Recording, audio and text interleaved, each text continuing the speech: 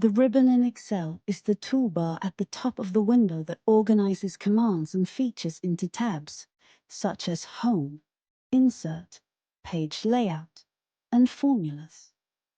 Each tab contains groups of related commands, like font formatting, alignment, and cell styles under the Home tab. The ribbon provides quick access to Excel's tools, helping users perform tasks efficiently. Some of the ribbon groups contain a small icon in the bottom right corner, known as the dialog box launcher. Let us take a look at the buttons on the ribbon. Buttons on the ribbon. 1. Simple buttons. Click the button and it does its thing. An example is the Increase Font Size button in the Font group of the Home tab. 2. Toggle buttons. A toggle button is clickable and conveys some type of information by displaying two different colors. An example is the Bold button in the Font group of the Home tab. If the active cell isn't bold, the Bold button displays in its normal color. If the active cell is already bold, the button displays a different background color. Clicking the Bold button toggles the bold attribute for the selection. 3.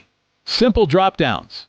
If the ribbon command has a small down arrow, the command is a drop-down. Click it and additional commands appear below it. An example is the conditional formatting command in the Styles group of the Home tab. When you click this control, you see several options related to conditional formatting. 4. Split buttons.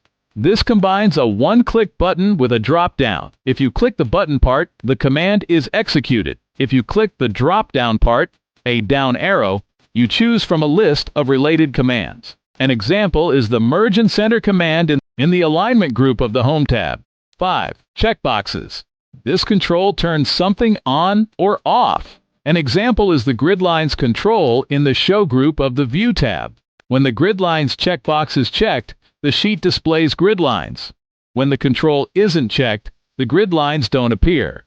6. Spin buttons. There is only one spin button control. The Scale to Fit group of the Page Layout tab. Click the top part of the spin button to increase the value. Click the bottom part of the spin button to decrease the value.